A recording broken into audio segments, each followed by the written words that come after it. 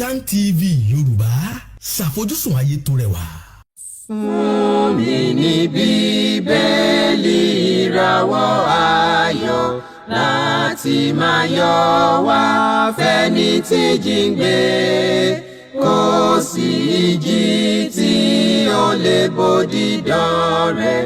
Jésù ti gbà àwọn tó ti sọnù.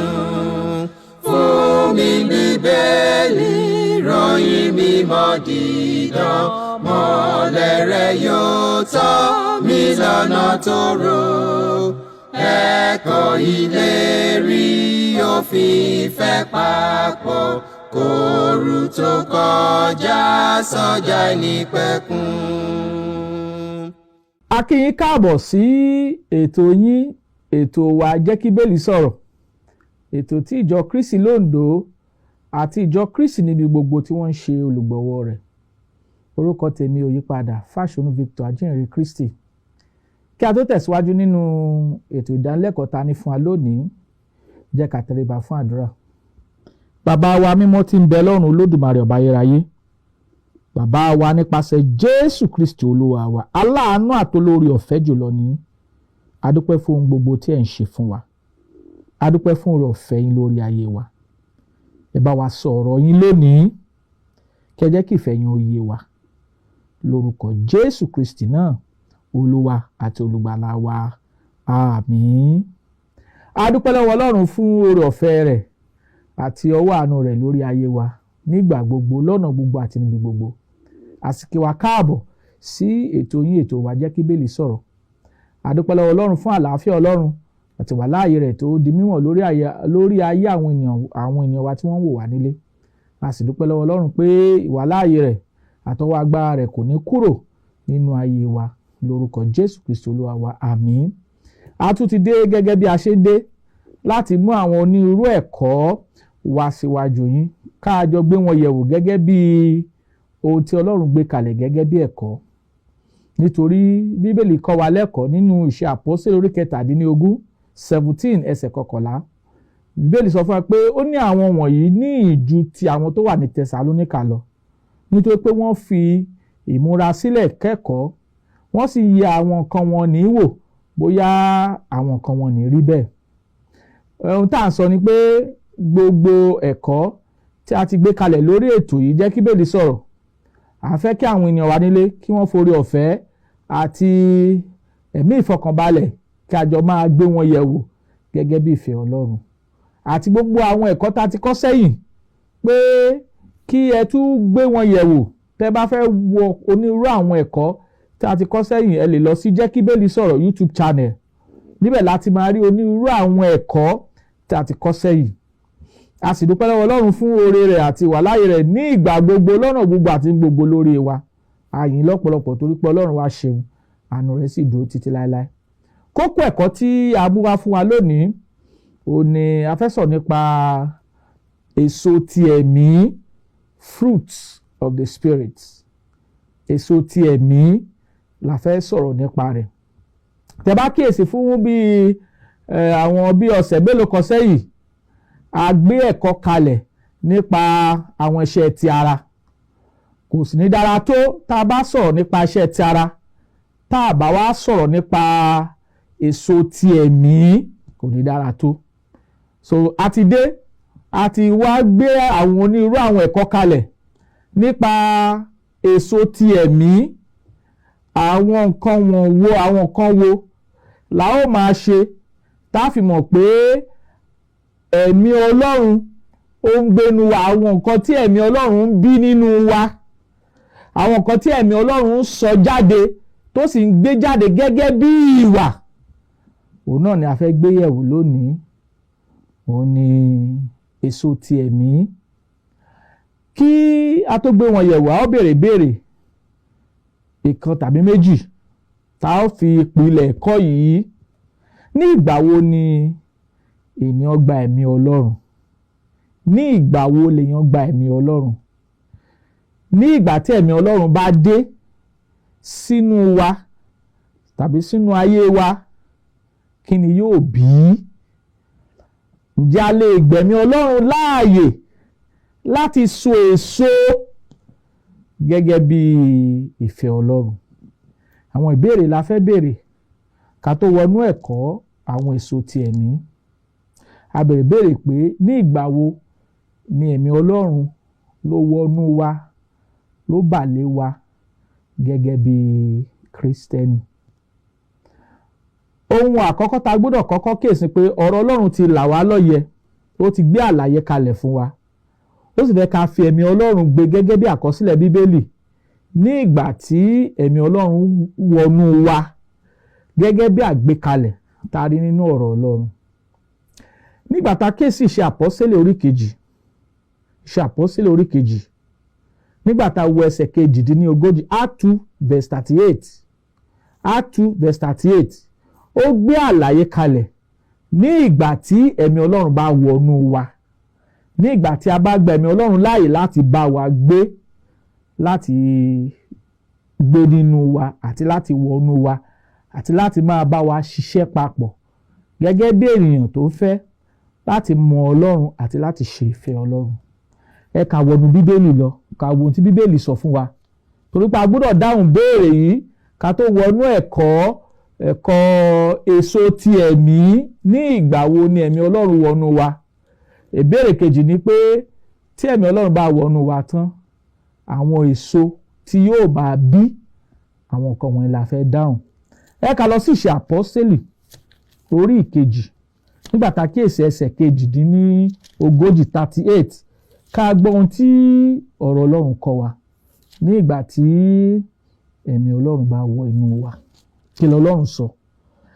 Pétérù sì wí fún wọn pé, mò ń ka Iṣẹ́ Àpọ́sítélì orí kejì, nígbà tá a kíyèsí ẹsẹ̀ 42, Act 2 verse 38, mò ń kà á lọ́wọ́.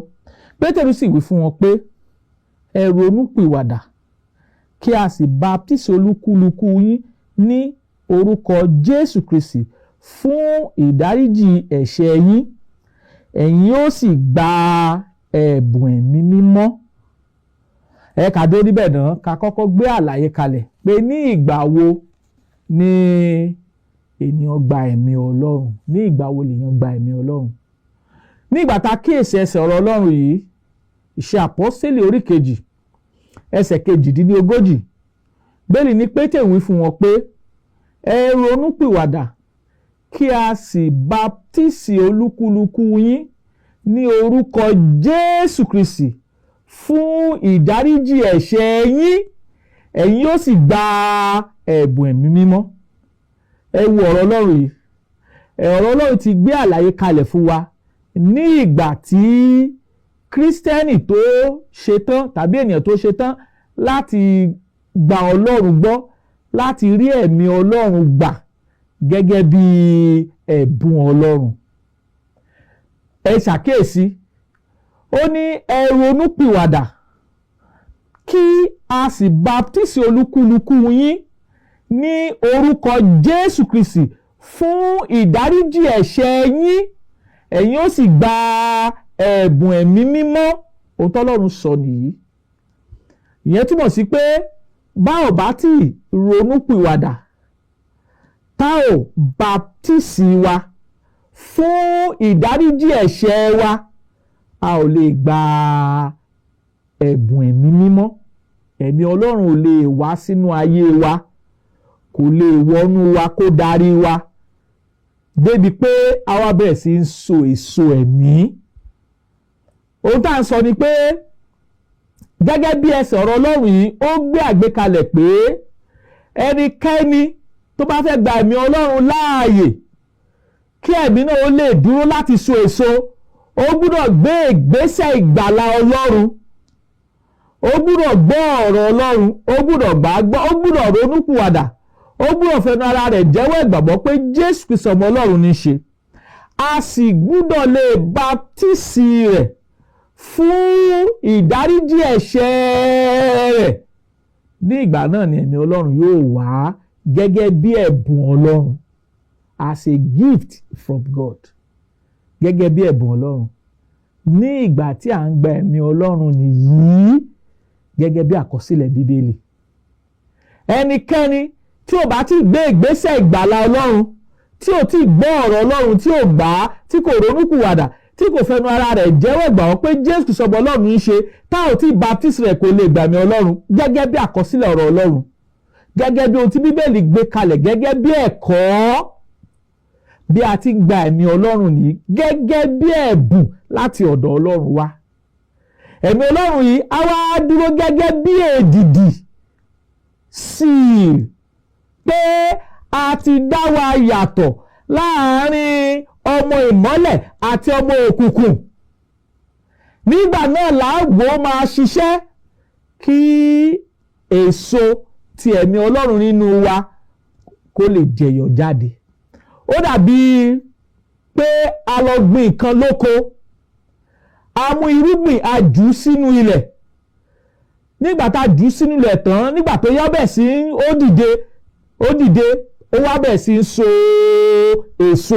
Bẹ́ẹ̀ náà lórí pẹ̀lú ọkàn tó ń fẹ́ láti gba ẹ̀mí Ọlọ́run láàyè nínú ọkàn rẹ̀. Ohun tí Bíbélì kọ́ wa nìyí, bí ẹ̀mí Ọlọ́run ṣe lè wọnú ayé wa nìyí, gẹ́gẹ́ bí àgbékalẹ̀. Ẹnikẹ́ni tá a bá ti baptisi nínú omi fún ìmúkúrò ẹ̀ṣẹ̀ rẹ̀, kò sí bẹ́ẹ̀ ẹ̀mí Ọlọ́run ṣe lè wá, gẹ́gẹ́ bí àkọsílẹ̀ Bíbélì ṣe Àpọ́sítélì orí 2 ẹsẹ̀ 42, Acts chapter 2 verse 38. Ohun tó wí nìyí, ó ní Pétérù sọ fún wọn pé ẹ ronúpìwàdà kí a sì baptisi olúkúlùkù yín ní orúkọ Jésù Kristi fún ìmúkúrò ẹ̀ṣẹ̀ yín, ẹ̀yin ó sì gba ẹ̀bùn ẹ̀mí mímọ́. Ohun tí Ọlọ́run sọ nìyí, bí a ṣe lè gbà á nìyí.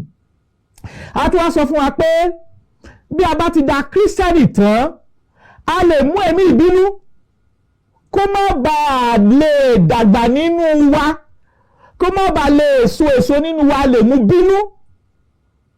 Àríkà nínú ìwé Tẹsalóníkà kìíní orí 5 pé a kò gbọdọ̀ mú ẹ̀mí Ọlọ́run bínú.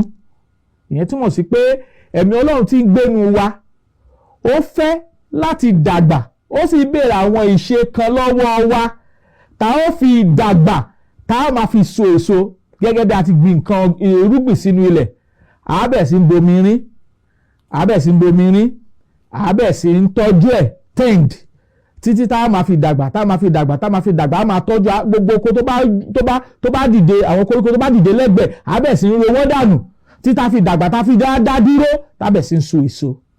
Bẹ́ẹ̀ gẹ́lẹ́ lórí pẹ̀lú Kírísítẹ́nì tàbí ènìyàn tó fẹ́ láti wá sí ọ̀dọ̀ Kristi, tó sì gbé ìgbésẹ̀ ètò ìgbàlà Ọlọ́run, tó sì gba ẹ̀mí Ọlọ́run. Nítorí Ọlọ́run sọ nìyí, tá a rí àkọsílẹ̀ nínú ọ̀rọ̀ Ọlọ́run yìí.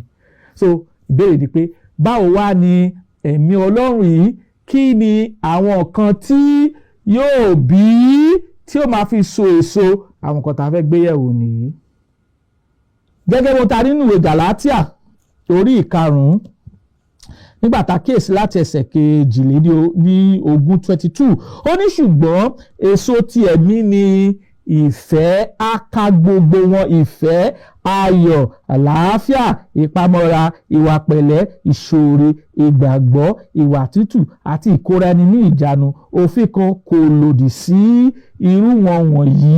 Nígbà tá a ka gbogbo wọn, a rí i pé ó tó bí 9 nínú ìwé Gàlátíà orí 5, nígbà tá a wo ẹsẹ̀ 22. Àwọn èso ti ẹ̀mí la fẹ́ gbé yẹ̀wò ní ẹyọ kọ̀ọ̀kan, bí a ti gbé àwọn iṣẹ́ tara wò lẹ́yọ kọ̀ọ̀kan, tá a sì pín wọn ní ìpele. Bẹ́ẹ̀ náà la fẹ́ ṣe nípa ti èso ti ẹ̀mí. Báwo la ṣe lè mọ̀ pé ẹ̀mí Ọlọ́run ń dàgbà nínú wa? Ohun àkọ́kọ́ tá a kọ́kọ́ bí nínú wa, òun ni ìfẹ́. Ohun àkọ́kọ́ tí a kọ́kọ́ bí nìyí. A rí pé bí ènìyàn bá ní ẹ̀mí Ọlọ́run, tí ẹ̀mí Ọlọ́run bá ń gbénu rẹ̀, gẹ́gẹ́ bí tí ìwé Róòmù orí 8 kọ́ wa, òun ni ẹnikẹ́ni tí ò bá ní ẹ̀mí Kristi kò sí nínú àwọn èèyàn tirẹ̀. Bí ènìyàn bá ní ẹ̀mí Ọlọ́run, àwọn èso tí yóò máa bí jáde, ohun àkọ́kọ́ òun ni ìfẹ́. Tá a bá ń sọ̀rọ̀ nípa ìfẹ́, kí ni Bíbélì sọ̀rọ̀ fún wa nípa ìfẹ́? Kí ni Bíbélì kọ́ wa nípa ìfẹ́? A sọ fún wa pé ìfẹ́ ó jẹ́ kí ènìyàn ní ìfọkànsí àti kéèyàn ní ìfẹ́ ohun kan, kéèyàn ní ìfẹ́ Ọlọ́run, kéèyàn sì ní ìfẹ́ ènìyàn gẹ́gẹ́ bí àgbékalẹ̀ ọ̀rọ̀ Ọlọ́run.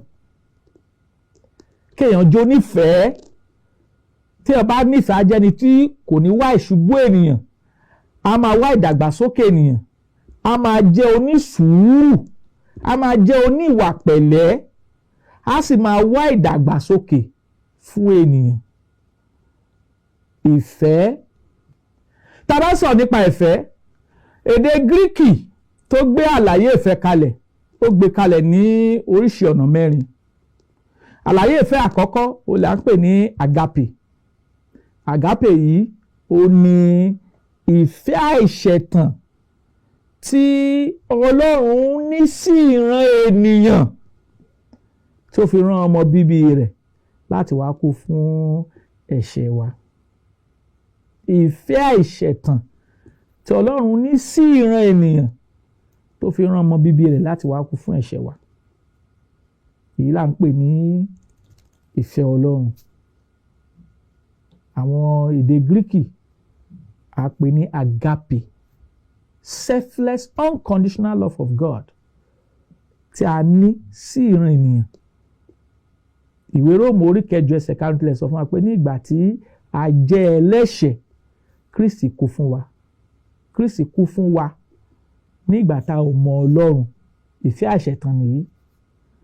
Ìwé Jòhánù orí 3 ẹsẹ̀ 16, nítorí Ọlọ́run fẹ́ aráyé tó bẹ́ẹ̀ gẹ́ tó rán ọmọ bíbí rẹ̀ kan ṣoṣo fún ẹnikẹ́ni tó bá gbàgbọ́ kí ó má bàa kú ṣùgbọ́n kó lè ní ìyè àìnípẹ̀kun. Ìfẹ́ àìṣẹ̀tàn nìyí, unconditional love of God. Àlàyé àkọ́kọ́ tí èdè Gíríkì ṣe fún wa nípa ohun tá à ń pè ní ìfẹ́ nìyí. A tún rí ọ̀rọ̀ mìíràn tí a pè ní philia, ìfẹ́ náà ni, ṣùgbọ́n philia yìí túmọ̀ sí pé friendly love, ìfẹ́ tí a ní sí nípa ìbánidọ́rẹ̀ẹ́, philia. A tún ní ìfẹ́ mìíràn tí a pè ní storge, familial love. A tún ní ìfẹ́ mìíràn tí a pè ní eros, ìfẹ́ tó wà láàrin ọkùnrin àtobìnrin nínú ìgbéyàwó. Eros, romantic love.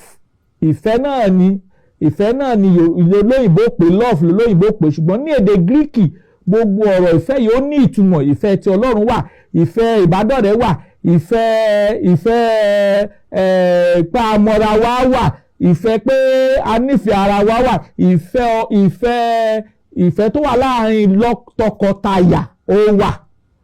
Ṣùgbọ́n ìfẹ́ tí a ń sọ̀rọ̀ nípa rẹ̀ yìí, tí a sọ pé èso ti ẹ̀mí ni, òun ni ìfẹ́ Ọlọ́run. Ìfẹ́ Ọlọ́run tọ́lọ́run fi gba gbogbo ìran ènìyàn. Ìfẹ́ yìí Ọlọ́run fẹ́ ká lò ó nínú ìwà àti ìṣe. A ò sì lè lò ó tá a bá gba ẹ̀mí Ọlọ́run láàyè láti ṣiṣẹ́, láti so èso nínú wa. Kò sì lè sí bí ẹ̀mí Ọlọ́run ṣe lè so èso nínú wa tá a bá ní ẹ̀mí Ọlọ́run, tá a bá gbọ́ ọ̀rọ̀ Ọlọ́run, tá a bá gbà á gbọ́, tá a bá ronúpìwàdà, tá a bá fẹnu ara wa jẹ́wọ́ ìgbàgbọ́ pé Jésù sọmọ Ọlọ́run ṣe, tá a jọ̀wọ́ ara wa fún ìrìbọmi, kò sí bá a ṣe lè gbẹ̀mí ẹ̀mí Ọlọ́run yìí, kò sí bó ṣe lè so èso nínú wa. Ọ̀pọ̀lọpọ̀ àwọn èèyàn lónìí ló lọ sílé ìsìn tí wọn ò sì tí ì gbé ìgbésẹ̀ ìgbàlà. Tẹ́ ò bá ti gbé ìgbésẹ̀ ìgbàlà 5 tá a baptisi yín lórúkọ Bàbá àtọmọ ọmọ àtẹ̀mímọ́, kò sí bẹ́ẹ̀ ṣe lè ní ẹ̀mí gẹ́gẹ́ bí àgbékalẹ̀ Ọlọ́run. Iṣẹ́ Àpọ́sítélì orí 2 ẹsẹ̀ 28, Acts chapter 2 verse 13 ló kọ́ wa bẹ́ẹ̀. So ìfẹ́ yìí tí í ṣe ìfẹ́ àìṣẹ̀tàn tí Ọlọ́run ní sí ìran ènìyàn, ó ní ìwà ìpéye. It has character. A dẹ̀ gbé ìwà ìpéye yìí kalẹ̀ nínú ìwé Kọ́ríńtì orí 13. Kọ́ríńtì orí 13 gbé ìwà ìpéye yìí kalẹ̀. Kọ́ríńtì orí 13 ó gbé ìwà ìpéye yìí kalẹ̀ nípa ohun tá à ń pè ní ìfẹ́. Nígbà tá a kíyèsí ẹsẹ̀ 4, Kọ́ríńtì orí 13 ẹsẹ̀ 4, ó ní ìfẹ́ a máa mú sùúrù. Ìfẹ́ a máa mú sùúrù, a máa ṣeun. Ìfẹ́ kì í lára, ìfẹ́ kì í sọ̀rọ̀ ìgbéraga, kì í fẹ̀, kì í hùwà ẹ̀tọ́, kì í wá ohun ti ara rẹ̀, a kì í mú bínú, bẹ́ẹ̀ ni kì í gbèrò ohun búburú, kì í yọ̀ sí àìṣòdodo, ṣùgbọ́n a máa yọ̀ nínú òtítọ́, a máa farada ohun gbogbo, a sì máa gba ohun gbogbo gbọ́, a máa retí ohun gbogbo, a máa fàyà rán ohun gbogbo. Ẹ wo àwọn ìpéye ìfẹ́ tí í ṣe ìfẹ́ ti Ọlọ́run. Tọ́lọ́run ń fẹ́ kí ìran ènìyàn ó ní ọ̀pọ̀lọpọ̀ àlàyé rẹ̀. Ìfẹ́ yà sì jẹyọ ní òtítọ́ nínú wa ní ìgbà tá a bá gba ẹ̀mí Ọlọ́run láàyè tá a ti fún wa ní ìgbà tá a ṣe ìgbọràn sí ìgbésẹ̀ 5 ètò ìgbàlà Ọlọ́run. A gbọ́dọ̀ gbà láàyè, a gbọ́dọ̀ gbẹ̀mí Ọlọ́run láàyè láti ṣiṣẹ́ nínú wa. Tá à ń pè ní èso ti ẹ̀mí ní àkọ́kọ́ nínú rẹ̀ ní ìfẹ́. Nígbà tá a sì ka Kọ́ríńtì orí 13 dáradára, ó sọ fún wa pé ọ̀pọ̀lọpọ̀ ẹ̀bùn ẹ̀mí gbogbo rẹ̀ yóò dákẹ́, yóò dópin, yóò sì di asán, ṣùgbọ́n ìfẹ́, ìgbàgbọ́ àti ìrètí ó ní kì yóò dópin. Borí gbogbo rẹ̀ la sọ fún wa pé ìfẹ́ ni ó ṣe kí ni, òun ló ga jù. A gbọ́dọ̀ jẹ́ onífẹ̀ẹ́. Báwo la ṣe lè mọ̀ pé a nífẹ̀ẹ́? Ìfẹ́ wa gbọ́dọ̀ mú sùúrù. Gẹ́gẹ́ bó ta rí nínú ìwé Kọ́ríńtì kìíní orí 13 ẹsẹ̀ 4, ìfẹ́ wa máa ṣeun, ìfẹ́ kì í lara, ìfẹ́ kì í sọ̀rọ̀ ìgbéraga, ìfẹ́ kì í fẹ̀, ìfẹ́ kì í hùwà àìtọ́, kì í wá ohun ti ara rẹ̀, a kì í mú ìfẹ́ bínú, bẹ́ẹ̀ ni kì í gbèrò búburú. Ní ìgbà yìí la mọ̀ pé ẹ̀mí Ọlọ́run gbénu wa. Bí ẹ̀mí Ọlọ́run bá ń gbénu wa, tí í ṣe ìfẹ́ ti Ọlọ́run láìṣẹ̀tàn, àwọn nǹkan tí yóò bí jáde nínú wa nìyí. Èso ti ẹ̀mí à ń sọ nípa ìfẹ́. A máa bí nǹkan àlàyé tọ́lọ́run ṣe ní ìwé Kọ́ríńtì kìíní orí 13 nígbà tá a kíyèsí láti ẹsẹ̀ 4 sísàlẹ̀, nǹkan tá a máa bínú wa ni tá a bá jẹ́ onífẹ̀ẹ́, tá a bá dẹ́ni tó mọ Ọlọ́run, tó sì jẹ́ kí ẹ̀mí Ọlọ́run kó bẹ́ẹ̀ sí ń dàgbà bó ti tọ́ àti bó ti yẹ nínú wa. Tọ́lọ́run béèrè lọ́wọ́ wa ní ohun àkọ́kọ́ nípa èso ti ẹ̀mí, nípa gbọ́dọ̀ jẹ́ onífẹ̀ẹ́. In fact, ẹni tó bá lẹ́mìí Ọlọ́run kó gbọ́dọ̀ nífẹ̀ẹ́, ó gbọ́dọ̀ nífẹ̀ẹ́ ohun tó dára, kò ní lára nǹkan, kò ní lára ẹnikẹ́ni, a kì í mú ìfẹ́, a kì í mú bínú, bẹ́ẹ̀ ni kì í gbèrò búburú, a máa farada gbogbo, a máa gba ohun gbogbo, a máa retí ohun gbogbo, a sì máa fàyà rán ohun gbogbo. Ìfẹ́ nìyí, ìfẹ́ Ọlọ́run nìyí, tọ́lọ́run sọ pé a gbọ́dọ̀ ní gẹ́gẹ́ bí àpẹẹrẹ pé ẹ̀mí Ọlọ́run gbé inú wa, ó sì ń so èso rẹ̀ ní àkókò rẹ̀. So a gbọ́dọ̀ jẹ́ kí àmì tá a fi mọ̀ pé ẹ̀mí Ọlọ́run gbé inú wa kò ní pé ó máa so èso. Èso tó sì máa so ni pé a so èso ìfẹ́ nínú wa. Tàbájẹ́ni tí kò nífẹ̀ẹ́ àti ìmọ̀ Ọlọ́run. Tàbájẹ́ni tí kò nífẹ̀ẹ́ àti ìmọ̀ Ọlọ́run, kí l'Ọlọ́run sọ? Ìwé Jòhánù kínní, ó sọ nípa ìfẹ́. Jòhánù kínní nígbà tá a kíyèsí orí 4, ó sọ níbẹ̀ ní ẹsẹ̀ 8, ó ní ẹni tí kò bá ní ìfẹ́ kò mọ Ọlọ́run, nítorí pé ìfẹ́ ni Ọlọ́run. Jòhánù kínní orí 4 ẹsẹ̀ 8, ó ní ẹnikẹ́ni tí kò bá ní ìfẹ́ kò mọ Ọlọ́run, nítorí ìfẹ́ ni Ọlọ́run. So ọ̀pọ̀lọpọ̀ lónìí wọ́n á máa jà lórí ọ̀rọ̀ ẹ̀sìn, wọ́n á máa jà lórí ọ̀rọ̀ ẹ̀kọ́, wọ́n á máa jà lórí ohun tí ò yẹ kán jà lé. Pé lóòótọ́ la ní ìfẹ́ Ọlọ́run. Ọlọ́run sọ fún wa pé a gbọ́dọ̀ jó nífẹ̀ẹ́. Ìfẹ́ wa sì gbọ́dọ̀ farahàn nípa pé a gbọ́dọ̀ lára ẹnikẹ́ni, a gbọ́dọ̀ fẹ̀ ìgbéraga nìyẹn, a gbọ́dọ̀ sọ̀rọ̀ ìgbéraga, ìfẹ́ gbọ́dọ̀ wà ẹ̀tọ́, a máa farada gbogbo, a máa gba gbogbo gbọ́. Ntí àwọn ìpèyè ìfẹ́ nìyí tí ń ṣe ìfẹ́ Ọlọ́run. A sì jẹyọ nínú wa ní ìgbà tí a bá gba ẹ̀mí Ọlọ́run láàyè. Ìfẹ́ ni Ọlọ́run.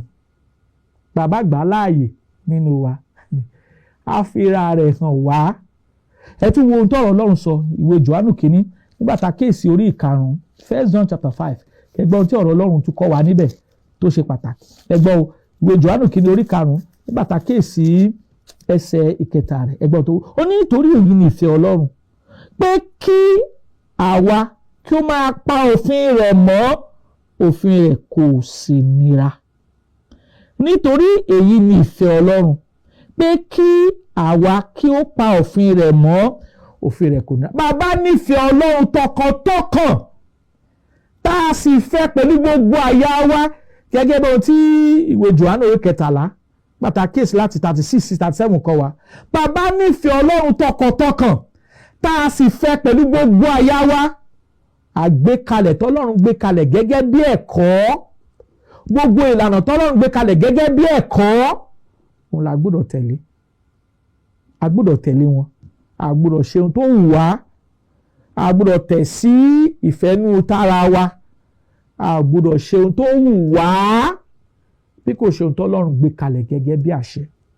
Ọ̀rọ̀ Ọlọ́run sọ fún wa pé èyí ni ìfẹ́ Ọlọ́run, pé kí àwa kó pa òfin rẹ̀ mọ́, òfin rẹ̀ ò sì nira. Òfin Ọlọ́run ò nira. Tá a bá ní ẹ̀mí Ọlọ́run nínú wa tó sì ń darí wa láti so èso fún Ọlọ́run. Ìyẹn àkọ́kọ́. Èkejì, ó ní ayọ̀.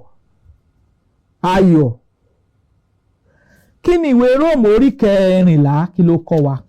Romans chapter 14. Ìwé Róòmù orí 14 nígbà tá a kéèsì ẹsẹ̀ 17 kí ni Bíbélì kọ́ wa? Romans 14 verse 17. Ó ní nítorí ìjọba Ọlọ́run kì í ṣe jíjẹ àti mímu, bí kò ṣe òdodo àti àlàáfíà àti ayọ̀ nínú ẹ̀mí mímọ́. Tá a bá kíyèsí ọ̀rọ̀ Ọlọ́run, a rí kà pé ìdí tí a fi fún wa ní ẹ̀mí mímọ́ rẹ̀ nígbà tá a bá dárí ẹ̀ṣẹ̀ wa jì wá gẹ́gẹ́ bí ẹ̀bùn, ó ní láti ràn wá lọ́wọ́ láti gbé ìgbé ayé mímọ́, láti so èso fún Ọlọ́run nípa ìgbé ayé tí à ń gbé. Ayọ̀ Ọlọ́run ó gbọ́dọ̀ di mímọ̀ nínú wa. Gẹ́gẹ́ bí ohun tọ́rọ̀ Ọlọ́run sọ, ìjọba Ọlọ́run ohun tó wà fún ni pé ó wà fún òdodo, fún àlàáfíà àti ayọ̀ nínú ẹ̀mí mímọ́. Torí pé ìjọba Ọlọ́run tá a pè wá sí nìyí, a pè wá sí àlàáfíà, a pè wá sí òdodo Ọlọ́run, a sì pè wá sínú ayọ̀ Ọlọ́run. Kò sí bí ènìyàn ṣe lè ní ẹ̀mí Ọlọ́run tí ayọ̀ ò ní jẹyọ níbẹ̀. Ayọ̀ Ọlọ́run gbọ́dọ̀ jẹyọ. Kí ni ayọ̀ Ọlọ́run? Ìwé Nehemiah orí 9 ẹsẹ̀ 10. Ó ní ayọ̀ Ọlọ́run ò ní okun mi, the joy of the Lord is your strength. Tá bá sọ nípa ayọ̀ ìgbàlà, ẹ ká tún wo ohun tá a pè ní ayọ̀ ìgbàlà. Ayọ̀ ìgbàlà, èyí tá a sọ pé ó wà nínú ìjọba Ọlọ́run. Bí ẹnikẹ́ni bá dẹni ìgbàlà gẹ́gẹ́ bí àgbékalẹ̀ Ọlọ́run, ayọ̀ yìí yóò kúnnú rẹ̀ pé òun di ẹni ìgbàlà ní ọ̀dọ̀ Ọlọ́run. Ẹ wò wé Lúùkù orí 15, Luke 15, tẹ́ bá kíyèsí ẹsẹ̀ 9. Ó ní ayọ̀ ń bẹ ní ọ̀run fún ẹlẹ́ṣẹ̀ kan tí ó ronúpìwàdà.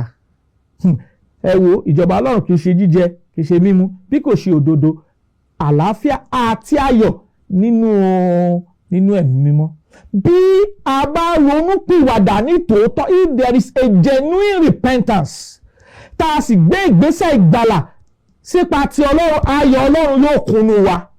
A tún rí àpẹẹrẹ kan ní Iṣẹ́ Àpọ́sítélì orí 8, àpẹẹrẹ ìwẹ̀fà Ethiopia àti Fílípì. A sọ fún wa pé ní ìgbà tí Fílípì baptisi rẹ̀ tán, bẹ́ẹ̀ni ní ẹ̀mí Ọlọ́run sì ta Fílípì pa, ìwẹ̀fà kò sì rí i mọ́, ó sì bá ọ̀nà rẹ̀ lọ, ó sì ń yọ̀. Bí ènìyàn bá mọ Ọlọ́run tó sì ní ẹ̀mí Ọlọ́run nínú rẹ̀, àwọn tí yóò máa jẹyọ gẹ́gẹ́ bí ẹ̀bùn òun ni ayọ̀. A máa láyọ̀ ṣáá, a máa láyọ̀ nínú Ọlọ́run, a láyọ̀ nínú ìgbàlà Ọlọ́run, á láyọ̀ nínú ìṣeun Ọlọ́run, á láyọ̀ ní pé Ọlọ́run ń bẹ pẹ̀lú rẹ̀, á láyọ̀ pé òun ṣe ìfẹ́ Ọlọ́run. Ǹjẹ́ o láyọ̀? Nínú ìpọ́njú gan pàápàá, bí Kírísítẹ́nì bẹ́ẹ̀ tó ní ẹ̀mí Ọlọ́run bá wà nínú ìpọ́njú, á kún fún ayọ̀. Ẹ̀gbọ́n tọ́rọ̀ Ọlọ́run sọ ní ìwé Jákọ́bù orí 1 ẹsẹ̀ 2. Ó ní ká kà á sí ayọ̀, count it all joy. Ní ìgbà tí ẹ̀yin bá ṣubú sínú onírú ìdánwò, ó tó ló ń bì lọ wa ni pé tá a bá ti gbà ẹ̀mí Ọlọ́run láàyè nínú wa, á bí ìfẹ́, á bí ayọ̀ nínú ìpọ́njú, nínú ìdààmú, nínú ìṣòro. Bá a bá ní ẹ̀mí Ọlọ́run nínú wa, á bí ayọ̀, a ó máa yayọ̀ ṣáá. Bẹ́ẹ̀ni wàá sọ fún wa pé níta bá ń jà gẹ́gẹ́ bí Kírísítẹ́nì, ó ní kí a máa yọ̀ nínú orúkọ yìí. Ayọ̀ ni fún àwọn ọmọ Ọlọ́run tí ó gba ẹ̀mí Ọlọ́run láì tó dóhun tá a bí, òun náà ni ayọ̀ Ọlọ́run. Joy of the Lord. Ayọ̀ Ọlọ́run èso ẹ̀mí sì ni. Eléyìí gbọ́dọ̀ yé wa bí a ti ń tẹ̀síwájú. Ìkẹta nínú rẹ̀ ni àlàáfíà. Àlàáfíà nínú àwọn èso ti ẹ̀mí, àlàáfíà. Bí a bá gba ẹ̀mí Ọlọ́run láàyè nínú wa, tá a sì ṣe ohun tí Ọlọ́run gbé kalẹ̀, a ó ní ọ̀pọ̀lọpọ̀ àlàáfíà. A ó ní àlàáfíà sí nípa ti Ọlọ́run. A ó ní àlàáfíà sí ara wa, a sì ní àlàáfíà sọ́mọlàkejì wa. Ẹ̀gbọ́n tọ́rọ̀ Ọlọ́run sọ ni, ó ní bí ọ̀nà ènìyàn bá wu Ọlọ́run, yóò jẹ́ kí àwọn ọ̀tá rẹ̀ wà ní àlàáfíà pẹ̀lú rẹ̀. Àti ìsìn Ọlọ́run tó, bá sin Ọlọ́run tó, a wà ní àlàáfíà pẹ̀lú ọ̀pọ̀lọpọ̀ ènìyàn. Àwọn èso ti ẹ̀mí, èyí tí Ọlọ́run sọ pé yóò jẹyọ nínú wa tá a bá bẹ̀ sí ń ṣe ìfẹ́ Ọlọ́run, tá a bá bẹ̀ sí ń ṣe ohun tí Ọlọ́run gbé kalẹ̀ gẹ́gẹ́ bí àṣẹ. Ẹ̀kọ́ yìí ṣì ń tẹ̀síwájú sí. A fi ìyọ́nú Ọlọ́run bẹ̀ wá pé ẹ jẹ́ ká dúró, à ń gbé èso ti ẹ̀mí yẹ̀wò. A sì ti sọ̀rọ̀ nípa ìfẹ́, a ti sọ̀rọ̀ nípa ayọ̀, a sì ti wò ó nífẹ̀rẹ̀ àlàáfíà. Bí Ọlọ́run bá fa bíbọ̀ rẹ̀ sẹ́yìn ní ìgbà mìíràn tá a tún fi rẹ̀ pàdé, a ó máa tẹ̀síwájú nínú ibi tá a dá dẹnu dúró nínú rẹ̀ lónìí.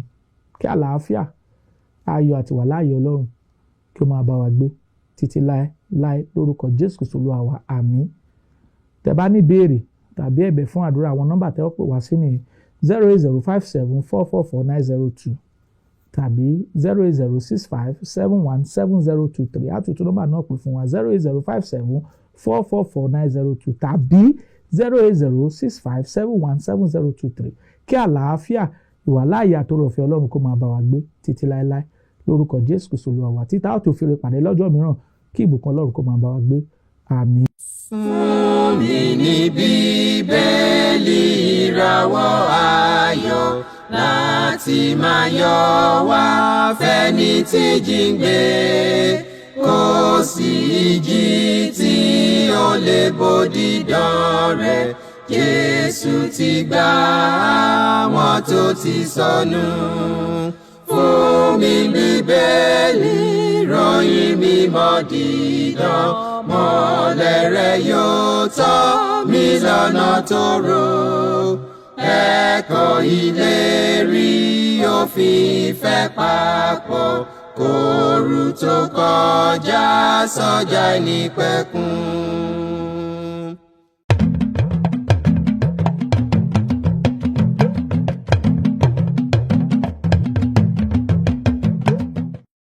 Kaftan TV Yorùbá, ṣàfojúsùn ayé tó rẹwà.